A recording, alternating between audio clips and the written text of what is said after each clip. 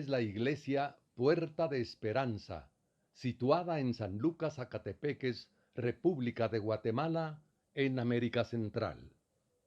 Para la gloria de Dios, nuestra congregación fundamenta su fe en Jesucristo y en las Santas Escrituras. Agradecemos a Dios que hoy se pueda contar con Internet para cumplir con cabalidad el mandamiento de nuestro Señor Jesucristo, que es predicar el Evangelio en todas partes del mundo.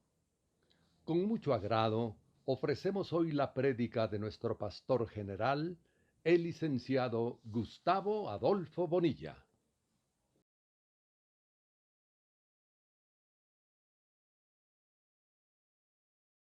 Estamos viendo el capítulo número 6 de Marcos eh, y estamos en la parte donde el Señor va a enviar a sus 12 discípulos para ir a predicar.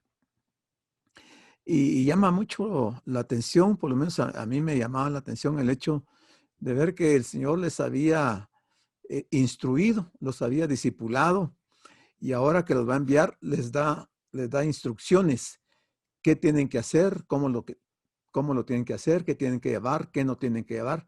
Y hay una serie de requisitos que el Señor les está poniendo a ellos, de manera que ellos puedan hacer las cosas de acuerdo a la voluntad del Señor. Yo no sé si hoy en día las iglesias, las congregaciones, las diferentes congregaciones hacen lo mismo con sus líderes que mandan a predicar a algunos lugares.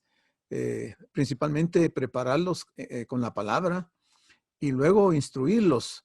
Eh, no podemos tomar 100% el patrón que el Señor marcó aquí, como cuando les dijo que no llevaran alforja, que no llevaran comida, sino que solo les dice que lleven un bordón, ¿verdad? Hoy creo que eso no sería aplicable por el tiempo que nos ha tocado vivir, porque en ese entonces ellos iban a ir a pie, tenían que caminar y llevaban el bordón precisamente para poderse defender en los casos de algunos animales que podrían encontrarse o bien de los ladrones. Y también en cuanto a la vestimenta y todo lo que el Señor les dice, hoy ya no, yo creo que esto no aplica, pero sí, digamos, hay ciertos principios que no se pueden dejar de lado. Entonces estamos en el versículo 9, nos tocaba este versículo 9, luego que les ha dicho que no lleven alforja ni comida y que solo lleven el bordón, les dice, sino que calzasen sandalias. Este es otro punto interesante y que debemos de considerar, hermanos, la parte contextual, histórica, cuánto se está dando esta situación. Porque hoy nosotros no calzamos sandalias, ¿verdad? Pero en aquel tiempo sí lo tenían. Y vamos a ver por qué les dice él que calcen sandalias. Quiere decir que había otro tipo de calzado, porque si no, no hubiera sido lógico que les dijera que llevaran sandalias si ellos normalmente calzaran sandalias, ¿verdad? Entonces quiere decir que tenían otro tipo de calzado y para esta comisión el Señor les está diciendo que lleven sandalias. Y también les dice que no vistan dos túnicas. Yo me puse a investigar un poco de esto porque, curioso, decía yo, dos túnicas será porque tienen que cambiarse después de recorrer algunos kilómetros, tenían que cambiarse. Pero no es eso, sino que al contrario, van a ver qué es lo que él estaba diciendo de acuerdo a las costumbres de ese tiempo. Entonces, sandalias eran un calzado ordinario hecho de suelas de cuero con correas alrededor del tobillo y del empeine. Y debido al terreno cálido y áspero de Palestina, tenían que llevar ese tipo de calzado, de sandalias. Pero cuando habla de túnicas, dice que las túnicas eran vestidos comunes de la época. Los hombres, y aquí está la explicación por qué el Señor les da esta instrucción, dice que los hombres de relativa riqueza, vestirían dos túnicas. Pero Jesús deseaba que los discípulos se identificaran con las personas comunes y que viajaran con lo estrictamente necesario. Entonces, como no era el caso de ellos, de gente de relativa riqueza no podían llevar 2 túnicas, aunque algunos podría ser que sí. Pero el Señor les dice que solamente vistan una túnica, porque ese era, digamos, lo normal en la gente sencilla. Y por eso les está dando estas instrucciones. Entonces el versículo 10 nos dice, y les dijo, donde quiera que entréis en una casa, posad en ella hasta que salgáis de aquel lugar. Esta es otra instrucción interesante y que hoy creo que no aplica. Y si aplica debe ser de una forma distinta. Porque el Señor le dice que donde quiera que entren, en cualquier casa, que ahí se queden hasta que salgan de aquel lugar. Quiere decir que ellos iban a estar más de un día posando, ¿verdad? Y en aquel tiempo era común que se diera alojamiento a los que eran enviados. Normalmente de cristianos de otras regiones sabían quiénes eran los apóstoles o a los enviados de los apóstoles y los invitaban a posar en sus casas. Hoy esto también es bastante difícil, a menos que haya un conocimiento, una relación previa. Es difícil abrir las puertas a alguien que diga que es un evangelista, un predicador, porque uno podría estar albergando a un ladrón o algo más. Y ya se han visto muchos casos de personas que queriendo seguir este patrón han tenido la triste experiencia que han sido objeto de asaltos y les han robado. Entonces, los tiempos han cambiado, pero digamos, el principio se mantiene. Entonces dice, donde quiera que estén, que se queden hasta que terminen su actividad evangelística. No dice Marcos si eran 2, 3 o 5 días los que ellos debían de estar ahí. Pero quiere decir que si pongamos que hubiera sido una semana, el Señor se quedó solo por una semana, porque todos los apóstoles fueron enviados a predicar. Y entonces aquí vamos a encontrar algo interesante y que no se encuentra información de qué pasó en esos días que el Señor se quedó solo, porque no había ningún discípulo de los 12 ahí con él. Y entonces hay alguna duda de qué pasó en ese tiempo. Ellos debían estar en la misma casa hasta que salieran de la ciudad. O sea, no les estaba permitido cambiarse de casa. Tendrían que evitar cambiar de una casa a otra, tal vez buscando mejores alojamientos, porque si donde se habían hospedado al principio era una casa sencilla y el alojamiento era con ciertas limitaciones, pues ese no era motivo para que ellos cambiaran de casa buscando un mejor alojamiento. ¿Y por qué? Porque dice que esto podría dar lugar a rivalidades y a chismes que debían ser evitados. Eso lo podemos ver en 1 Pedro 4:9. El siervo del Señor debe caracterizarse por la sencillez y no debe buscar este tipo de cosas. Pero ya decíamos que hoy es diferente la situación y las condiciones. Algunas veces se adoptan decisiones pensando en la comodidad del misionero de hospedarlo en un hotel. Eso es lo que vemos el día de hoy, que cuando alguien sale hacia otro país para ir a evangelizar, lo que hacen la iglesia que los ha invitado es alojarlos en un hotel, ¿verdad? Y no tanto en sus casas, aunque no en todos los casos. Yo conozco de personas que son hospedadoras y cuando llega algún predicador, un evangelista, con ellos lo alojan en su casa. Pero lo normal que se ve es que o bien el predicador o el evangelista pone como condición que le reserven en un hotel una habitación. Y hemos visto casos de personajes que piden hoteles 5 estrellas y piden una serie de condiciones que se salen del contexto bíblico, de lo que el Señor ha dejado establecido. Pero esas son las costumbres, malas costumbres de algunos de nuestros líderes del día de hoy. Pero en otras dice, es porque las familias han perdido la práctica de la hospitalidad y con ello una gran bendición del Señor. Y eso lo podemos ver, la bendición en Hebreos 13:2. Bueno, entonces, siguiendo, dice el versículo número 11, y si en algún lugar no os recibieren, ni os oyeren, salid de ahí. la única condición o la única razón para salir de una casa era que no lo recibieran, de cambiar de casa, buscar otro alojamiento. Ya fuera que no lo recibieran o que no oyeran el mensaje. O sea que prácticamente estaba habiendo un rechazo hacia el evangelio. Entonces les dice el Señor, salid de ahí y sacudid el polvo que está debajo de vuestros pies para testimonio a ellos. ¿Qué quiere decir este versículo?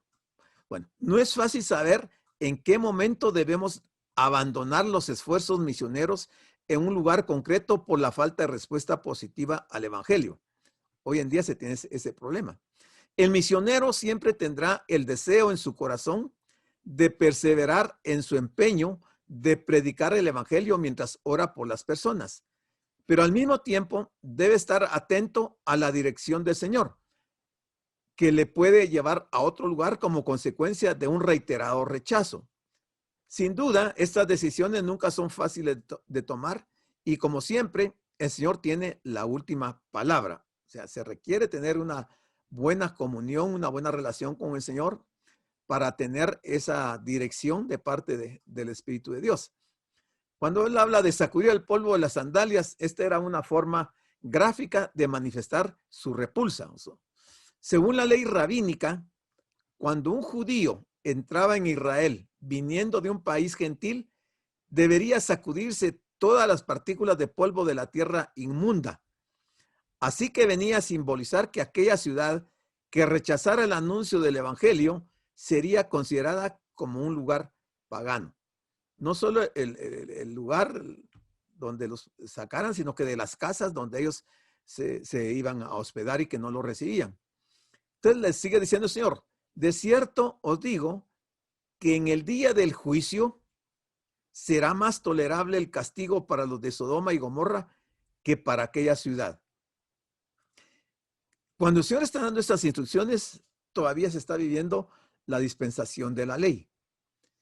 Y entonces, bajo esos parámetros, aquí lo que el Señor está diciendo, que cuando alguien, a uno de estos enviados del Señor, no le recibieran, que ellos tenían que salir, sacudirse el polvo de su calzado, y entonces lo que iba a suceder era que en el día del juicio sería más tolerable el castigo para los de Sodoma y Gomorra que para aquella ciudad.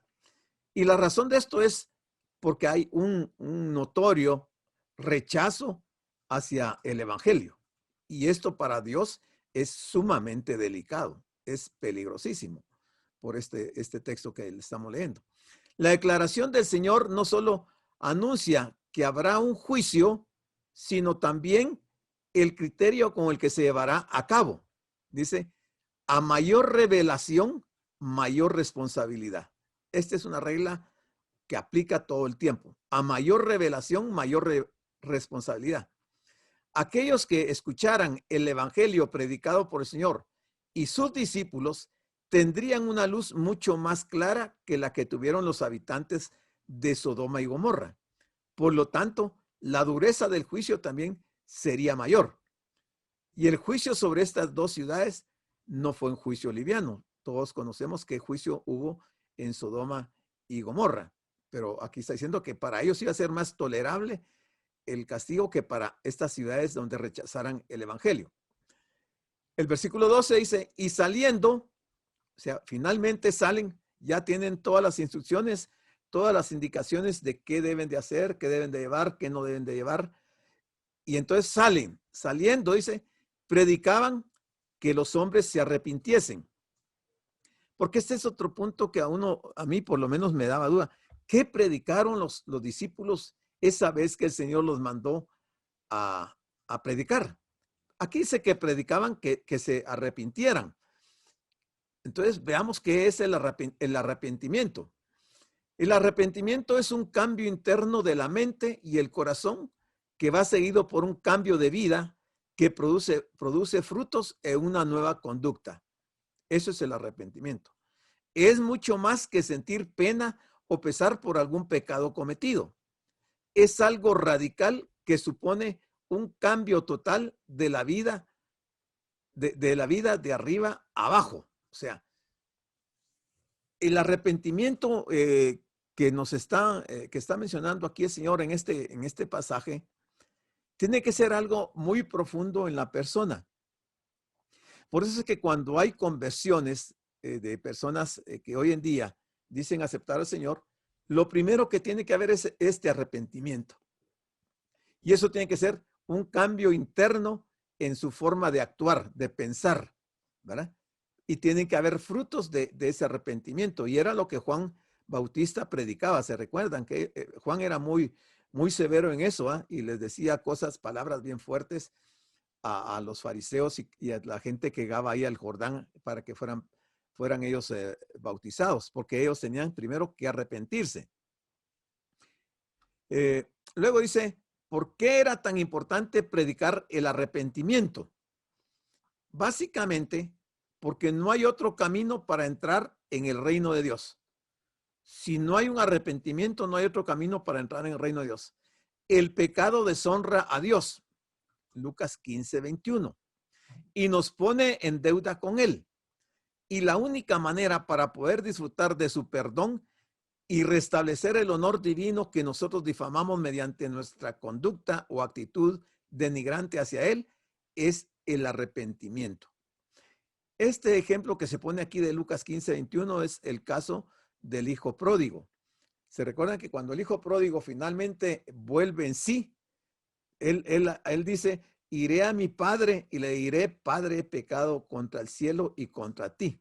Ya no soy digno de ser llamado tu hijo. O sea, sí había un cambio de mentalidad, había un cambio de actitud, y eso era la evidencia de que la persona realmente estaba arrepentida. Porque de no ser así, simplemente es un ritual que no llena las expectativas que el Señor pone aquí en la palabra. Y aquí está. Lucas 15:21 dice, y el hijo le dijo, Padre, he pecado contra el cielo y contra ti, y ya no soy digno de ser llamado tu hijo. Este es el caso de un verdadero arrepentimiento, ¿verdad? Porque nadie le dijo qué tenía que hacer, sino que su conciencia le hace reaccionar y reconocer que ha pecado no solamente contra su padre, sino que contra Dios, ¿verdad? Y él lo confiesa y finalmente así es que él toma la decisión de regresar a la casa de su padre. En tercer lugar, el llamado al arrepentimiento es urgente. Dios es misericordioso y ofrece perdonar al pecador que se arrepiente, pero también advierte que llegará el día en que aquellas personas que hayan rechazado su ofrecimiento perecerán en el juicio de Dios. Marcos 6:11 es el que estamos viendo. Y este día del juicio está llegando. Jesús comenzó su predicación del arrepentimiento diciendo que el tiempo se ha cumplido y el reino de Dios se ha acercado. Marcos 1:15. No perdamos de vista la dispensación, porque estamos en una dispensación diferente. Tenemos un pacto diferente. Las condiciones son diferentes. Entonces no podemos relacionar lo que estaba dado bajo la ley con nuestra situación el día de hoy, en el tiempo que estamos viviendo. Pero sí, no deja de tener validez el aspecto del arrepentimiento como una condicionante antes de decir que somos cristianos. Tenemos que tener ese cambio de actitud y de mentalidad. Y aquí en el versículo 13 encontramos la parte práctica de la delegación de autoridad que el Señor le da a los discípulos. Porque vean, dice, y echaban fuera muchos demonios. Nosotros no podemos tomar esto para nuestra vida. Porque en el caso de ellos, el Señor fue categórico y dice que les dio autoridad para echar fuera demonios, para sanar enfermedades. Y ahí lo vimos lo que ahí decía. Entonces, bajo esa promesa y esa delegación de autoridad, ellos echaban fuera de muchos demonios con la autoridad de Cristo. Pero aparte de los apóstoles, ninguno más se puso a echar fuera demonios, ni tampoco se pusieron a sanar a otras personas, porque la delegación de autoridad estaba circunscrita a los 12 apóstoles, a nadie más. Y la Biblia no relata que hubiera habido alguien haciendo lo mismo que estaban haciendo los apóstoles en ese momento. Porque dice que también ungían con aceite a muchos enfermos y los sanaban. Entonces, el problema el día de hoy es que la iglesia está queriendo tomar para sí una delegación de autoridad y de poder que el Señor fue específico, en este caso, solo para los apóstoles.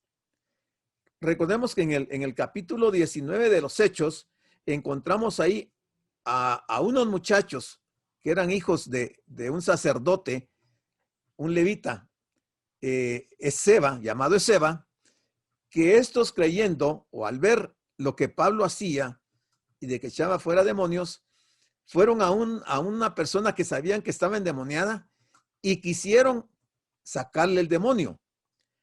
Y lo que pasó fue una terrible situación de vergüenza que tuvieron que pasar estos muchachos porque el demonio se les tiró encima, dice que los hirió, los desnudó y los corrió por todo el pueblo, porque ellos estaban queriendo tomar una autoridad que nadie se les había dado.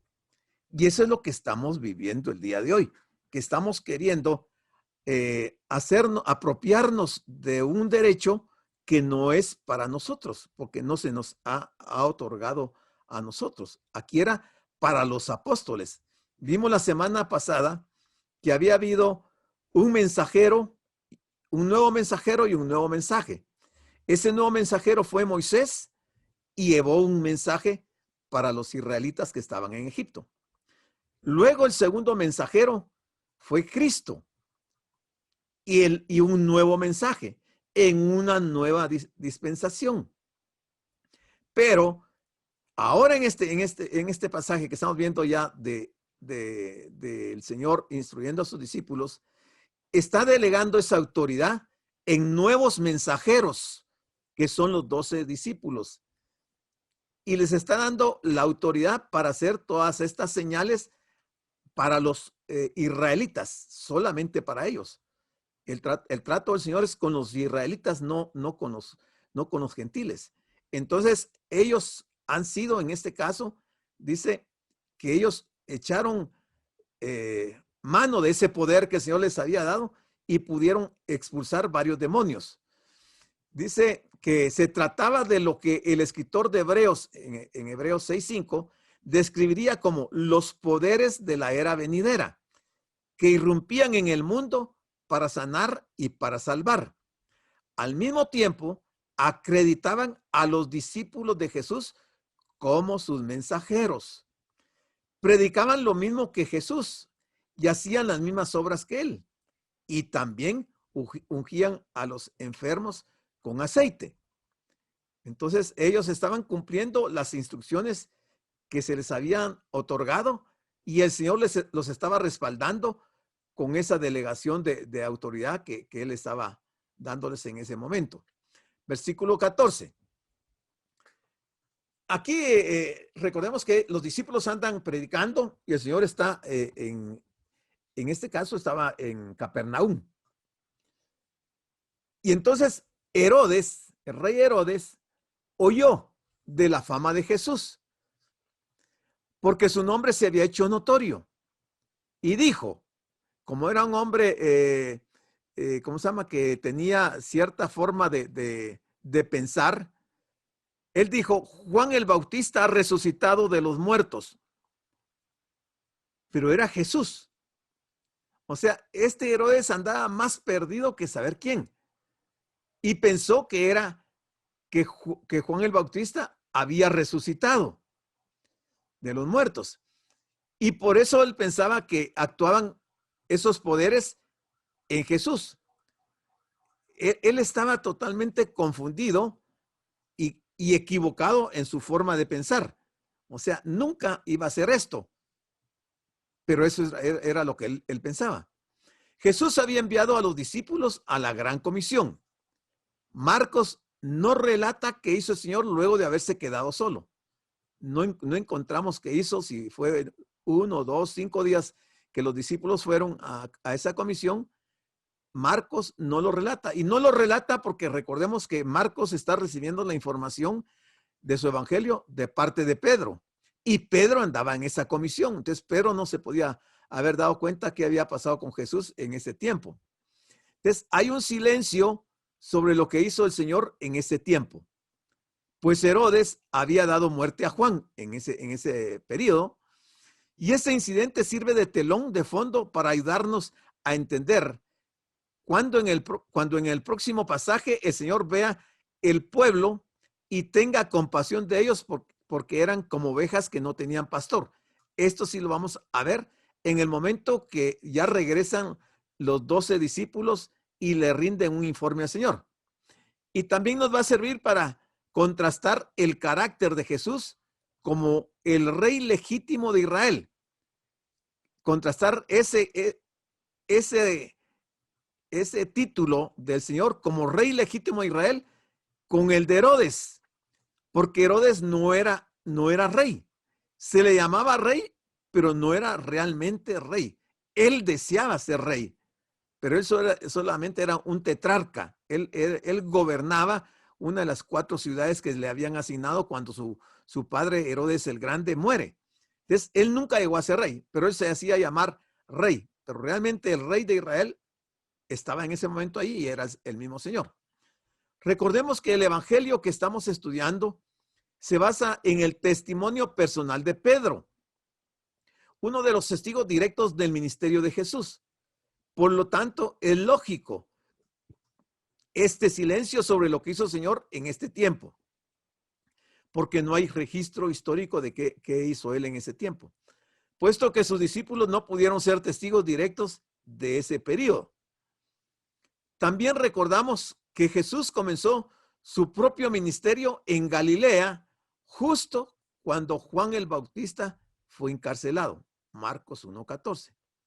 Y ahora, después de la muerte de Juan, es cuando Jesús envía a los 12 para que continúen este ministerio. Hay varias referencias a Herodes en el Nuevo Testamento y es importante identificarlos bien para no confundirlos, porque hay varios Herodes. Estaba Herodes el Grande. ¿Quién fue Herodes el Grande? Él fue el rey en los días del nacimiento de Jesús y fue quien ordenó la muerte de los niños en Belén. ¿Se recuerdan? Esto está en Mateo 2, del 13 al 16. Ese Herodes que mandó a matar a los niños, queriendo matar a Jesús, fue Herodes el Grande. El Herodes que estamos viendo ahorita, que manda a matar a Juan, es otro Herodes, es un hijo de este Herodes el Grande. Entonces, a su muerte, su reino se dividió en 3 partes entre sus hijos, Arquelao, Antipas y Felipe. Antipas asumió el nombre dinástico de Herodes. Entonces es Herodes Antipas, el que mandó a matar a Juan, cuando comenzó a reinar sobre Galilea y Perea. Este es el Herodes del que trata nuestro pasaje y quien mandó a decapitar a Juan el Bautista. No fue Herodes el Grande, fue Herodes Antipas, el hijo de Herodes el Grande. Herodes se encontraba en una encrucijada y se debatía entre 2 pensamientos, porque él respetaba a Juan y le escuchaba. Y segundo, pero le faltaba la decisión para terminar las relaciones pecaminosas con una mujer que no era la suya y que le arrastraba al pecado. Qué curioso, ¿va? Y vamos a ver más adelante algunos aspectos importantes y cómo Herodes, en su naturaleza pecaminosa, dio muestras y señales bien interesantes de cómo pueden llegar a ser las personas. Y él llegó a eso y al final vamos a ver sus resultados. Marcos nos dice que Herodes, escuchaba de buena gana a Juan el Bautista. Sabía que Juan era un hombre inocente, que era un hombre íntegro y que era un hombre consagrado a Dios. Lo sabía Herodes, pero su personalidad no le ayudaba. Pero Herodes, aunque poderoso y astuto, sin embargo era un hombre débil, gobernado por pasiones incontrolables para él. ¿Sí? gobernado por pasiones incontrolables para él. Ya hemos comentado que había cedido ante Herodías para encarcelar a Juan. Por presiones de Herodías, la mujer del hermano de este Herodes, que se llamaba Felipe, lo presionó para que encarcelaran a Juan. Y esto a pesar de que sabía que con ello estaba cometiendo una injusticia. Pero como era un hombre débil y estaba siendo gobernado por las pasiones que no podía controlar, fue cediendo para cometer unos actos, pero realmente denigrantes.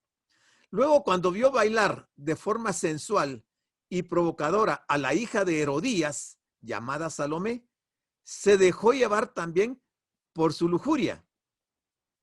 O sea que en este momento, Herodes, después de tener una pasión incontrolable por Herodías, la mamá de Salomé, ahora que Salomé va a bailar, se llena de lujuria en contra de Salomé, deseando a Salomé. Y en medio de una noche de fiesta y de alcohol, dice, encendido por su pasión incontrolable, rodeado de sus invitados, hizo un alarde de generosidad que más tarde lamentó, para finalmente cometer el crimen de dar muerte al Bautista, sin un juicio justo, simplemente llevado por el calor del momento. Esto era algo totalmente impropio de un rey. Era un hombre muy débil, esclavo de todo tipo de pasiones. Vea que se da a todo nivel social en las personas. Y son situaciones que son incontrolables para el hombre cuando la persona no está entregada al Señor. Y se puede llegar a cometer pecados de la misma naturaleza que este Herodes cometió. Y él decía, este es Juan al que yo decapité. Viendo al Señor, pensaba que el Señor era Juan el que yo decapité. Y vea cómo la escritura deja este pasaje escrito así como está aquí en amarillo y en rojo. Este es Juan al que yo decapité. O sea que cuando sea el juicio final y este Herodes comparezca ante el gran trono blanco, le van a mostrar lo que la misma escritura deja como un registro de un testimonio personal que él dio. Porque él aquí es confeso al que yo decapité. Tal vez en su mente volvía a aparecer una y otra vez aquella bandeja con la cabeza del profeta. O sea, haber sido impresionante no solamente para la gente, sino que para el mismo rey, cuando Herodías le dice a la hija que le pida la cabeza de Juan y que ahora él ordena que le corten la cabeza a Juan y se la llevan en una bandeja. Eso debe ser horrible, hermano. Ver la cabeza de una persona sangrando y con una expresión, no sé de qué manera. Entonces, probablemente Juan estaba afectado ya en su mente y creía que Jesús era el Juan que él había decapitado. Porque después quiso matar a Jesús durante su ministerio. Está en Lucas 13:31. O sea, él mantuvo la misma línea de asesino y haciendo cosas que eran totalmente contrarias a lo que el Señor estaba enseñando. En realidad, el caso de Herodes es un claro ejemplo de lo que le sucede a mucha gente en nuestro tiempo. ¿Por qué? Porque escuchan la palabra y les gusta, pero cuando nuevamente se encuentran ante sus pecados, les gustan demasiado como para abandonarlos y son arrastrados por ellos a la perdición. Se debaten constantemente entre su conciencia y sus pasiones, sin tomar nunca la decisión correcta. O sea, la historia se repite a través del tiempo. Entonces el versículo 15 dice que otros, como estaban ahí en esa fiesta, otros decían, es Elías. Pero otros decían, es un profeta o alguno de los profetas. Quizás estos primeros o estos otros que están aquí cuando decían que es un profeta, quizás se estaban refiriendo a lo que decía Deuteronomio 18:15, refiriéndose al pasaje que Moisés había hablado, de que el Señor les había dicho a Moisés que iba a levantar otro profeta como él. Quizás a eso se estaban refiriendo estos. Pero la impresión general a la que la gente llegó es que estaban presenciando la visita de alguien procedente del mundo del más allá. O sea, ellos tenían ese tipo de creencias, de que podían resucitar y que venían del otro mundo. Especulaban si podían ser Juan el Bautista, que había resucitado de los muertos, o si tal vez era Elías, que había regresado del cielo para inaugurar la era venidera, o si había resucitado alguno de los profetas antiguos. O sea, toda esta gente se debatía en este tipo de pensamientos, lo que demuestra que no conocían en absoluto las Escrituras. Y aunque sus ideas en torno a la identidad de Jesús eran realmente inadecuadas, sin embargo, su idea básica era absolutamente acertada. Dios mismo había irrumpido en la historia de los hombres por medio de su Hijo. Y ellos no lo podían distinguir, no lo pudieron percibir. Cuando Juan el Bautista apareció en Israel, llamando al pueblo a prepararse para la venida del Mesías, a Herodes no le habían gustado las exigencias morales que predicaba Juan. Y entonces decidió silenciarlo, encarcelándolo primero y quitándole la vida finalmente. Pero ahora estaba descubriendo que la muerte de los siervos de Dios no puede silenciar el mensaje de Dios. Porque aunque él hubiera matado a Juan el Bautista, el Señor, en este caso era el Señor quien estaba llevando nuevamente la delantera para predicar el evangelio. Y ya los 12 habían salido a predicar. Y así ha venido el evangelio creciendo y el Señor siempre ha tenido pregoneros para anunciar el evangelio. Pero al oír esto, Herodes, esto que decían estos de que era Elías o que era un profeta, al oír esto dijo, este es Juan, el que yo decapité y que ha resucitado de los muertos. Él llega a esa conclusión equivocada, porque andaba fuera de realidad. Jamás iba a ser eso. Herodes se había casado con una hija de Aretas, que era rey de Damasco, pero se divorció de ella para volverse a casar con Herodías. Herodías era la mujer de su hermano Felipe, o sea, era su cuñada. Este acto de inmoralidad mereció la denuncia firme de Juan el Bautista, lo que le acarreó el odio asesino de Herodías. Pero ¿cuánto necesitamos hombres de Dios de la talla de Juan el Bautista el día de hoy? Porque hoy en día tenemos iglesias donde están sucediendo cosas como la de Herodes con su hermano Felipe, y los pastores se han prestado para hacer cosas fuera del orden de la Biblia. Por eso aquí está este pensamiento. ¿Cuánto necesitamos hombres de Dios de la talla de Juan el Bautista que puedan denunciar el pecado, aunque les cueste la vida, que les corten la cabeza, que los maten? El 17 dice, porque el mismo Herodes había enviado y prendido a Juan y le había encadenado en la cárcel por causa de Herodías. ¿Sí? O sea, no estábamos equivocados. Herodías había influenciado en Herodes para que encarcelara a Juan, y esta Herodías es la que decíamos mujer de Felipe, su hermano, pues la había tomado por mujer. Mire qué inmoralidad tan tremenda y qué problema tan serio haberle quitado la mujer a su hermano. Otro de los personajes principales en esta historia es Herodías. El evangelista destaca su odio criminal, su ambición y su falta de escrúpulos para conseguir lo que deseaba. Sabemos que había abandonado a su primer marido, que era Felipe, para irse con su cuñado Herodes Antipas. En realidad, Felipe era un segundón y su propio padre, Herodes el Grande, le había dejado a un lado en la repartición de territorios. A Felipe no le repartió. Así que cuando Herodes se cruzó en su camino, el camino de Herodías, ésta vio con claridad la forma de conseguir el poder que tanto le gustaba. Así que dejó a su marido y se fue con su cuñado.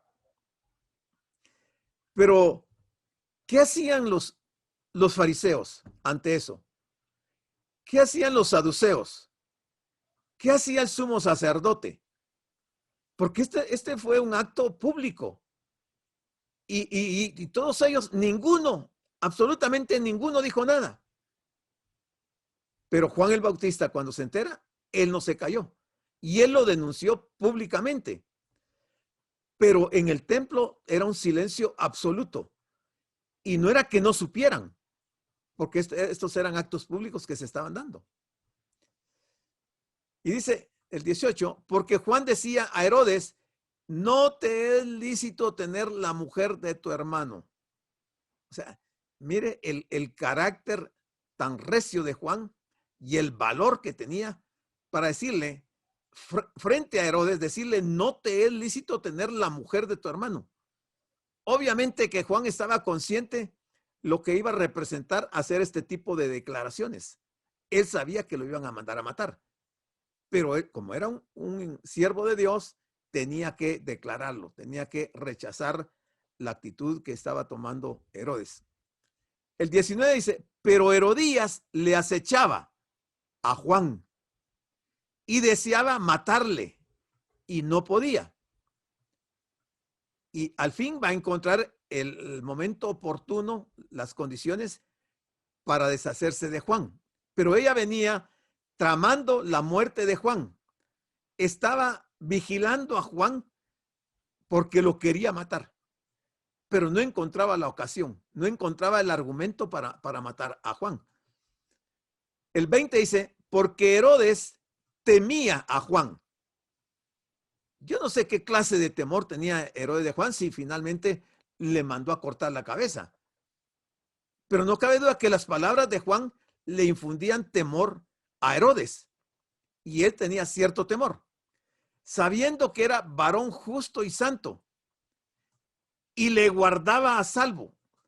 O sea, cuando él lo metió a la cárcel, según los historiadores, dice que fue para que Herodías no fuera a hacer nada en contra de Juan, y lo mandó a la cárcel para tenerlo ahí libre de la muerte. Dice, y oyéndole, se quedaba muy perplejo Herodes, oyendo a Juan, pero le escuchaba de buena gana. Es curioso porque era un hombre débil, un hombre inmoral, un hombre que estaba cometiendo un pecado terrible. Sin embargo, cuando oía a Juan, le gustaba oír a Juan. Lo escuchaba de buena gana, dice. Y es lo que decíamos hace un momento, que hoy en día hay personas que les gusta oír el evangelio, pero que no cambian. No hay verdaderamente un temor de Dios y se mantienen inmersos en su pecado. El 21 dice, pero venido un día oportuno en que Herodes, en la fiesta de su cumpleaños, daba una cena a sus príncipes, tribunos y a los principales de Galilea. ¿Quiénes eran los principales de Galilea? No cabe duda que los ancianos de Israel, el sumo sacerdote, el Sanedrín, y Herodes los invitó el día de su cumpleaños. ¿Y por qué nadie hizo nada por señalarle a Herodes su pecado? Entonces llegó el momento del cumpleaños de Herodes y él organizó una fiesta. Y dice el versículo 22, entrando la hija de Herodías, que se llamaba Salomé, dice que danzó y agradó a Herodes y a los que estaban con él a la mesa. Y el rey dijo a la muchacha, pídeme lo que quieras y yo te lo daré. Era un hombre que no medía sus palabras, no pensaba lo que iba a decir.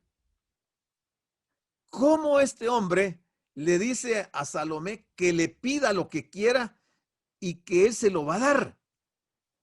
Esa es una cosa ilógica, irrazonable. Y máxime viniendo de un funcionario público de la más alta jerarquía ahí en Jerusalén. ¿Cómo este hombre le iba a decir a esta mujer solo porque le danzó y le agradó la danza de la mujer? El hombre se derritió ante los movimientos que esta mujer, Salomé, hacía en esa danza. Proverbios 21-23 dice, el que guarda su boca y su lengua, guarda su alma de angustias. Mire qué interesante este proverbio. El que guarda su boca y su lengua, guarda su alma de angustias. Si Herodes hubiera sabido este proverbio, quizás no hubiera hecho o no hubiera pronunciado esas palabras y hacer esa promesa a esta mujer. Otro de los personajes principales en esa historia es Herodías. El evangelista destaca su odio criminal, su ambición y su falta de escrúpulos para conseguir lo que deseaba. Entonces veamos el siguiente versículo, el 23. Y le juró, mire, le juró, todo lo que me pidas te daré hasta la mitad de mi reino. Este hombre no sabía lo que estaba diciendo. Yo no sé si estaba borracho ya y pronuncia este juramento que realmente lo deja a uno impactado de ver cómo le va a hacer un juramento a una mujer como Salomé, que todo lo que le pida se lo va a dar hasta la mitad de su reino. Es inconcebible lo que está haciendo este hombre ahí. De saliendo ella, o sea, Salomé, le dijo a su madre, ¿qué le dijo? ¿Qué pediré? O sea, ella no sabía qué pedir. Y le va a preguntar a la mujer que tenía pensamientos asesinos y que quería deshacerse de Juan. Aquí aprovecha Herodías este momento, este desliz o esta falta de carácter de Herodes y esta promesa que él hace para hacer una petición terrible. Y ella le dijo, la cabeza de Juan el Bautista. Imagínese esa mujer, qué clase de mujer era para haber pedido eso. Es que realmente no tenía ningún temor de Dios. Entonces ella entró, o sea, Salomé entró nuevamente al rey, a Herodes, y pidió diciendo, quiero que ahora mismo me des en un plato la cabeza de Juan el Bautista. Pudo haber pedido algo que no lo comprometiera con esto y sí pedir algo que tuviera que ver con el reino de Herodes. Pudo haber pedido dinero, pudo haber pedido alguna posición social, pudo haber pedido tantas cosas. Pero Herodías, que era una mujer sin ningún temor de Dios, aconseja a la hija que pida la cabeza de Juan. ¿Qué clase de madre esta, verdad? Herodías con su hija? ¿Qué enseñanza, qué escuela le estaba dando a Salomé? Siempre es triste la muerte de un fiel siervo de Dios, pero su testimonio sigue perdurando en el tiempo. Nosotros hoy seguimos admirando su valor al denunciar el adulterio del rey, sabiendo que esto le acarrearía el odio mortal de una mujer poderosa y mala como Herodías. Pero fíjese que ya la escritura nos comenta o nos comentaba un caso similar y está en Primera Reyes 21, 19 al 20, que se refiere a Elías. Elías reprendió a Acab, o sea, le señaló su pecado, se lo dijo personalmente. ¿Y qué ocurrió? Se ganó el odio de la mujer de Acab, o sea, Jezabel. O sea, que Herodías tenía el espíritu de Jezabel en ese sentido, que intentó matarle por todos los medios, porque mandó a amenazar a Elías y fue aquel pasaje triste de Elías cuando él se deprime y se va debajo de un enebro y deseaba morirse, pero por la intervención de la mujer del rey Acab, Jezabel. Ahora Herodes está en la posición de Acab y Herodías en la posición de Jezabel, y en lugar de Elías ahora es Juan el Bautista, y aquí se pide entonces la cabeza de Juan. Y uno se preguntaría, o la gente puede preguntarse, ¿por qué no intervino el Señor para salvar la vida de su siervo? El Señor pudo haber salvado de la muerte a Juan.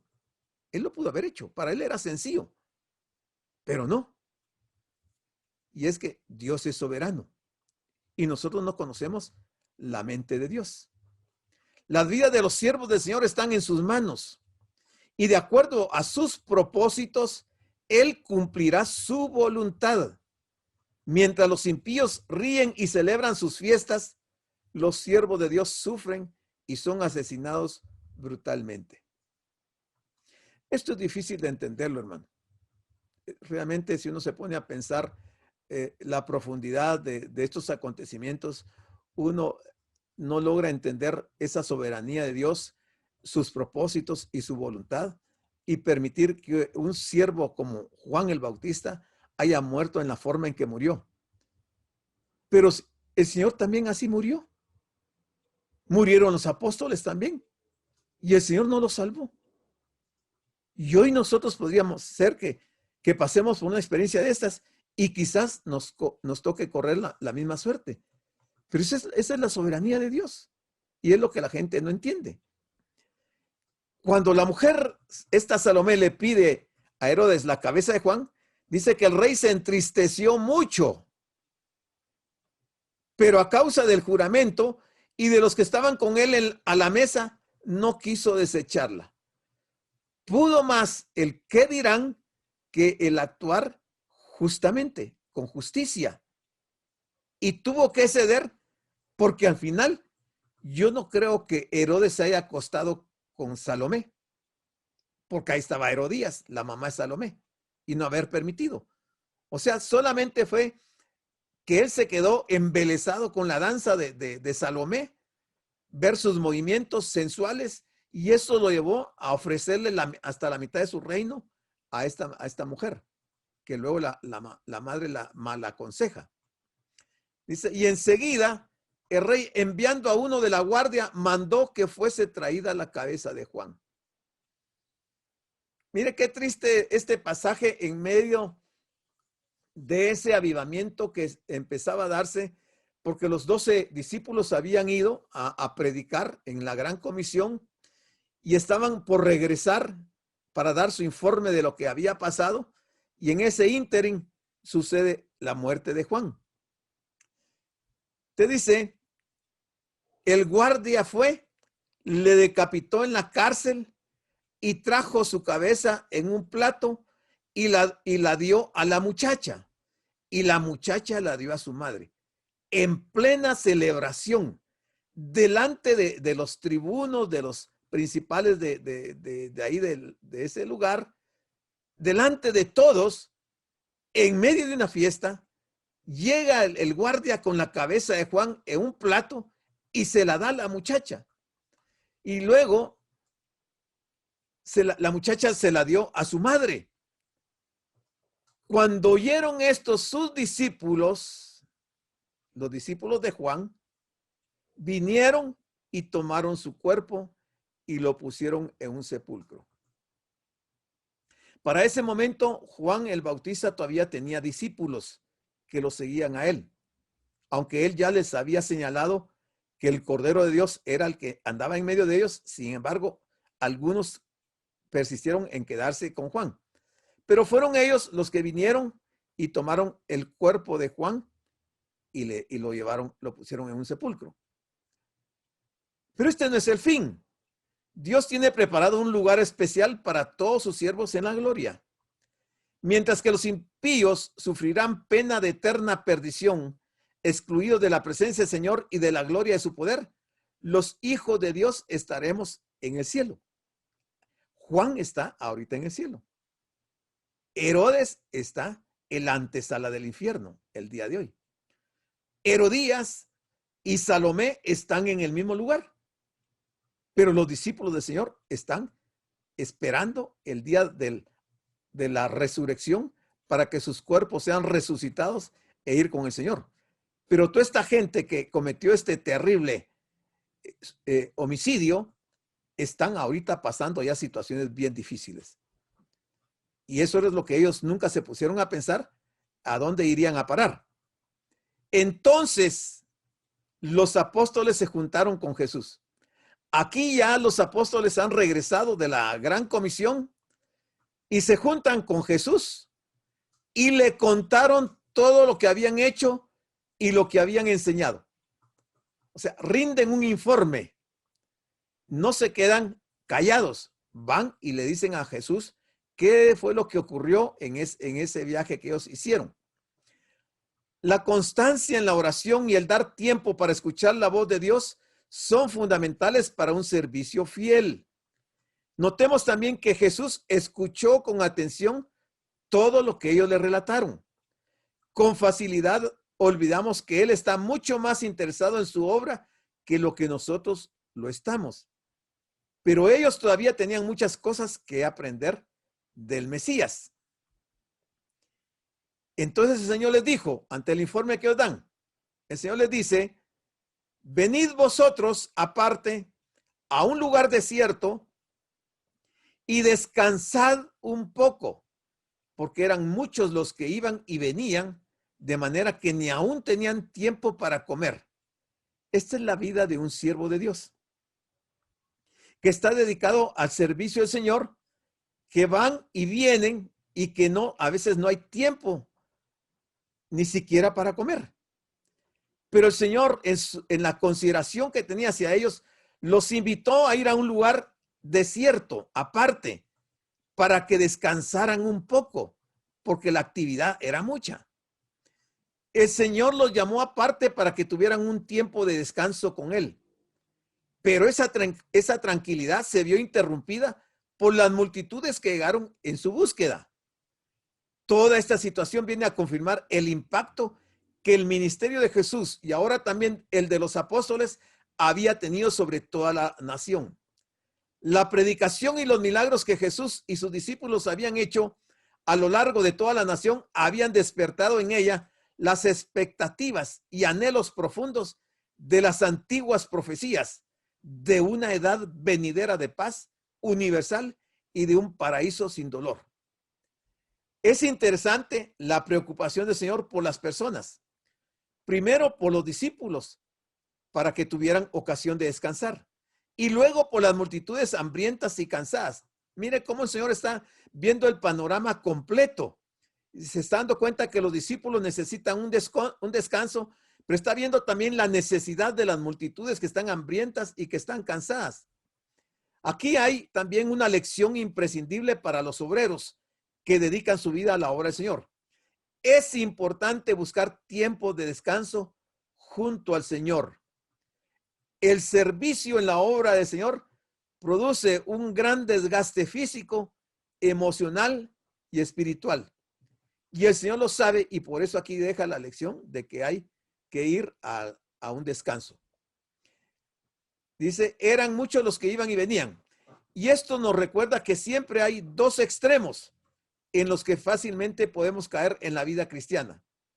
El de mucha actividad y el de ninguna actividad.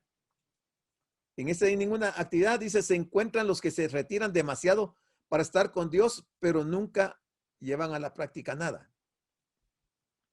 El activismo son aquellas personas que parecen creer que si no están ocupadas constantemente, están perdiendo el tiempo. Ningún siervo de Dios tendrá un ministerio efectivo a menos que tome tiempo para estar con el Señor. La falta de activismo. Aquí se encuentran los que se retiran demasiado para estar con Dios y rara vez se encuentran la ocasión para tener comunión con sus semejantes. Nos vamos a quedar aquí por razón de tiempo. Nos tocaría el versículo 32 para entrar en otra etapa interesante de la vida del Señor, de su ministerio. Y es un milagro extraordinario que Marcos nos va a relatar acá. Entonces, terminamos en el versículo 31 y dejo el tiempo para ustedes.